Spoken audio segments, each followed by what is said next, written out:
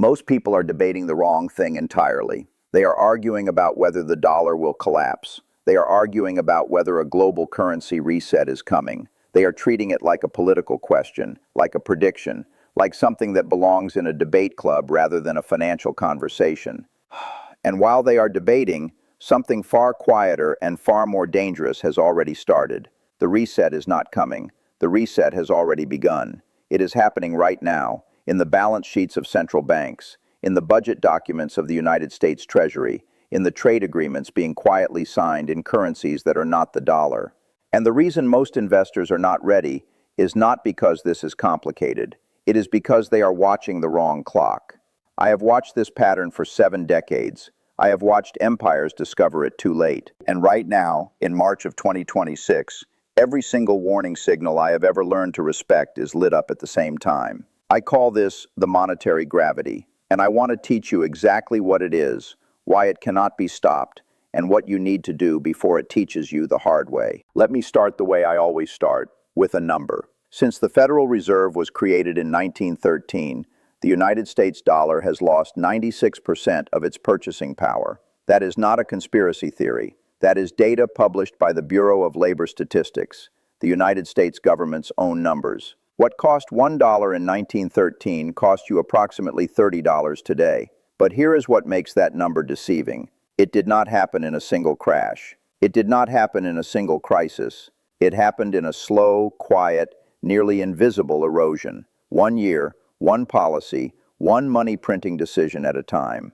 And that gradualism is precisely the mechanism that allows it to continue. The human brain is wired to respond to sudden threats. It is not wired to respond to slow ones.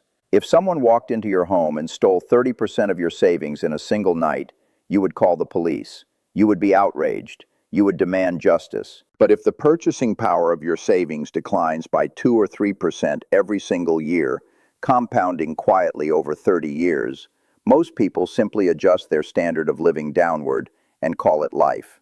That is not life. That is the silent debasement. And it is the oldest financial crime in human history. Now let me show you why what is coming is not simply a currency reset. A currency reset, in the traditional sense, is a dramatic event. A government acknowledges that its currency has failed, it issues a new one, and economic life eventually restarts. That is painful, but it is finite. What I am describing is different. What I am describing is the simultaneous unraveling of the architecture that has governed global finance since 1944. The architecture built at Bretton Woods, New Hampshire, when the United States dollar was anointed as the world's reserve currency, the currency in which oil is priced, the currency in which global trade is denominated, the currency that every central bank on earth holds as the foundation of its own monetary system.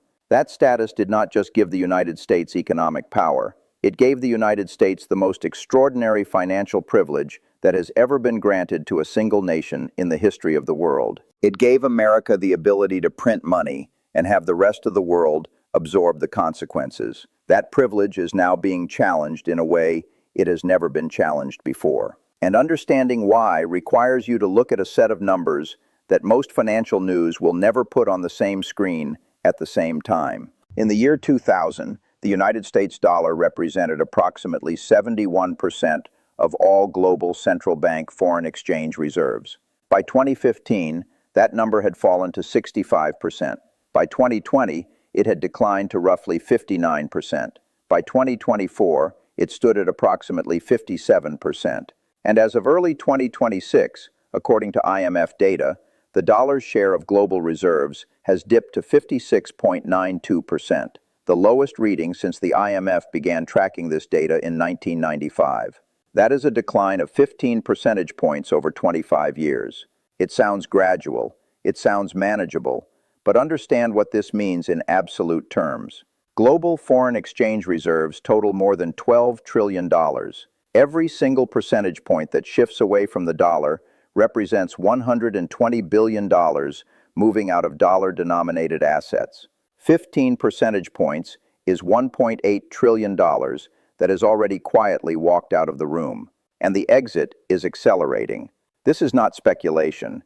This is the IMF's own data. This is the most sober, most official, most conservative measurement of de-dollarization available, And even by that conservative measurement, the trend is undeniable, and it is moving in one direction. I call this the reserve currency illusion. The illusion is not that the dollar will survive. The illusion is that surviving means staying the same. The dollar has been losing its dominance for a quarter century. Most Americans have not noticed because the music has been too loud to hear the sound of the floor softening beneath them. Now let me show you the second layer of this problem, because this is where it stops being a monetary theory and starts being a mathematical emergency. Right now, in the fiscal year 2026, the United States federal government is projected to spend approximately $1.8 trillion more than it collects in revenue. That deficit, $1.8 trillion, is not the total debt. That is the amount being added to the debt this year alone. The total national debt has now crossed $39 trillion, and the interest payments required to service that debt, not to pay it down, not to reduce it, simply to pay the interest on what already exists, will exceed $1 trillion in fiscal year 2026. $1 trillion in interest payments alone.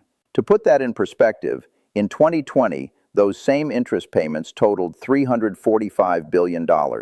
In 6 years, the interest bill has nearly tripled, and the Congressional Budget Office, which is the United States government's own nonpartisan fiscal analyst, has projected that by 2036, those interest payments will reach $2 trillion per year. $2 trillion annually, simply to stand still, simply to not default on debt that already exists. And the deficit that creates that debt is itself projected to grow to $3.1 trillion per year by 2036.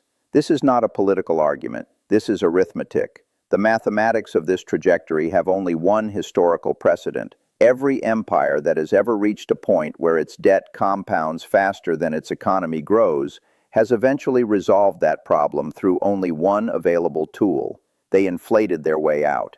They printed their way out. They debased their currency and called it monetary policy.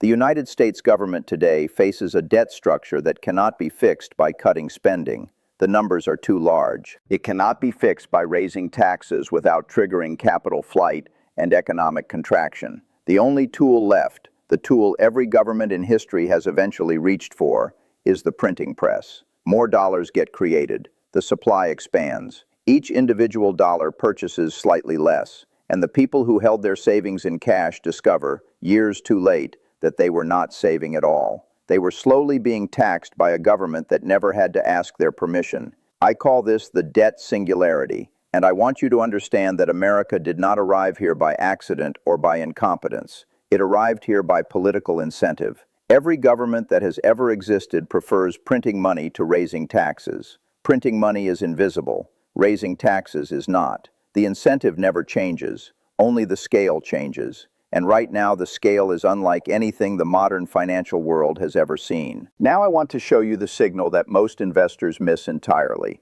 The signal that is not on the front page of any financial newspaper. The signal that you will never see discussed on an earnings call or a Federal Reserve press conference. Because this signal does not come from what institutions say, it comes from what they do. Between 2022 and 2025, the world's central banks, the very institutions that print and manage the world's currencies, the very institutions whose entire business model depends on the credibility of paper money, those institutions purchased gold at the 4 highest annual rates ever recorded in history. In 2022, central banks bought 1,136 tons of gold, an all-time record. In 2023, they bought 1,037 tons. In 2024, purchases remained above 1,000 tons for the third consecutive year. In 2025, even as gold prices reached historic highs and purchasing slowed somewhat, central banks still bought 863 tons,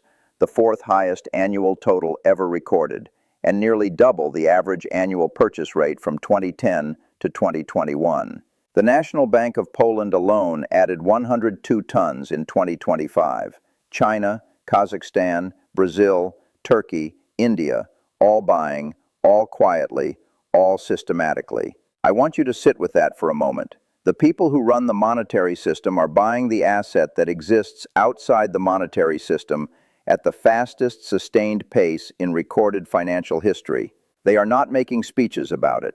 They are not holding press conferences. They are just buying, quietly, systematically, every single year. If you want to understand where a system is heading, you do not listen to what the people at the center of that system say publicly. You watch what they do with their own balance sheets. And what they are doing right now, today, is moving away from paper and toward gold at a pace that has no modern historical precedent. I call this the gold signal. And I have been in this business long enough to know that when the institutions that create money start hoarding the asset that cannot be created, that is not a coincidence. That is a confession. Let me now address the question I know is forming in your mind. You are thinking, Warren, the United States dollar has been the world's reserve currency for over 80 years. It survived World War II, the Vietnam War, Nixon ending the gold standard in 1971, the 2008 financial crisis, the COVID pandemic, and every prediction of its demise by every economist who ever tried to short the dollar. You are right to raise that. Every one of those points is historically accurate. Here is what I want to say in return. Having reserve currency status does not make a nation immune to monetary decay. It delays it. It buys time. But history does not grant immunity to any currency simply because it is currently dominant. The British pound sterling was the world's reserve currency before the United States dollar. Britain ruled a quarter of the world's landmass. It had the most powerful navy on earth. And over the course of roughly 5 decades, the pound quietly lost its reserve status, its global purchasing power, and its role as the anchor of international finance. Not in a single dramatic event, through a long, grinding, compounding erosion that most ordinary British citizens noticed only when they looked back and realized their standard of living had not improved in a generation. The historical average lifespan of a dominant world reserve currency is approximately 94 years. The United States dollar has held that status for over 80 years. That does not mean the dollar collapses tomorrow, but it does mean that anyone who believes the dollar's dominance is permanent is not reading history. They are reading hope.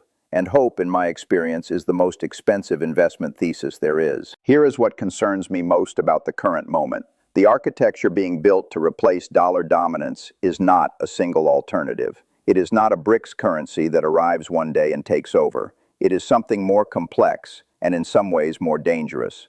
A multipolar monetary system where the dollar remains the largest single reserve currency but holds a share of 40 to 45%, rather than the 70% it commanded at its peak, while the Chinese yuan, the euro, gold, and potentially a basket-based BRICS settlement unit each take 10 to 20% shares. The Reserve Bank of India has already proposed linking the official digital currencies of BRICS nations for cross-border trade settlement.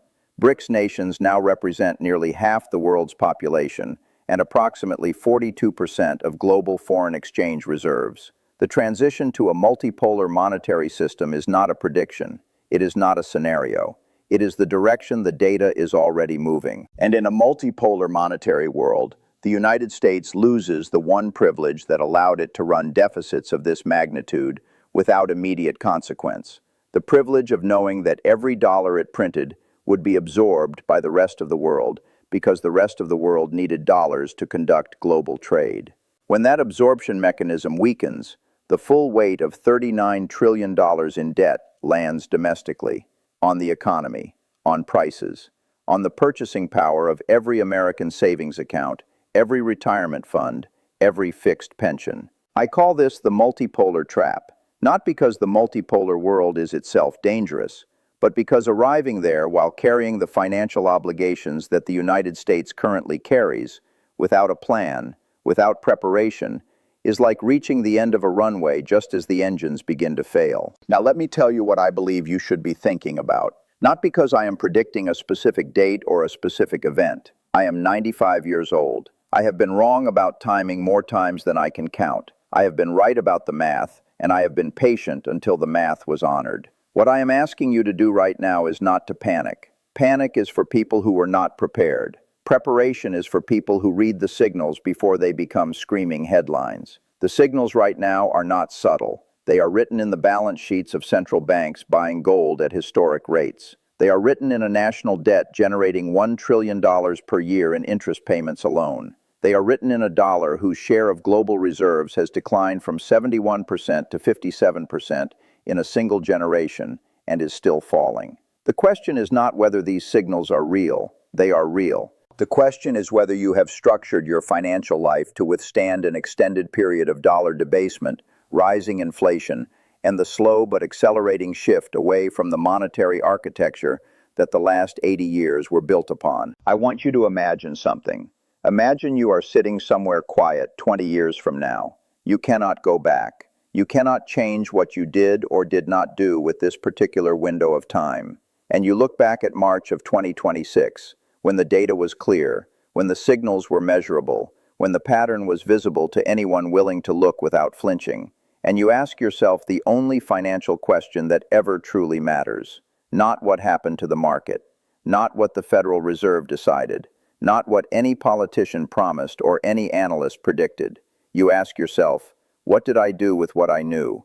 Did I hold cash in a bank account earning 4% while real inflation ran at 6 or 7%, falling behind silently, month after month, telling myself that nothing dramatic was happening and therefore nothing was wrong? Did I watch the central banks of the world buy gold at the 4 highest rates in recorded history and decide that the institutions managing the monetary system probably knew something I should ignore? Did I look at $39 trillion in national debt, compounding at $1 trillion in interest per year, and conclude that this resolves itself peacefully and without consequence for the purchasing power of the money in my account? Or did I do the hard, quiet, unglamorous thing, diversify away from paper, build exposure to assets that hold value across monetary regimes, and prepare not with fear, but with the cold, disciplined respect for what mathematics and history have always, without exception, eventually enforced? The door to the cage is open. It has always been open. The cage in this conversation is not poverty. It is not failure. The cage is the comfortable certainty that because the system has survived before, it will survive again in the same form, and that your savings are protected simply because the numbers in your account still technically go up. That certainty is not wisdom. That certainty is the last luxury of people who have not yet felt the weight of what is already in motion. The system is not breaking. It is transforming. And the difference between the people who come through that transformation intact and the people who are left behind has never been intelligence. It has never been income. It has always, in every historical case, been preparation. You have today. You have right now. The signals are not hidden. The math is not complicated. The history is not ambiguous. The only question is whether you will let it teach you quietly, while there is still time, or loudly, when it is too late to change the answer. That is all. Thanks for watching.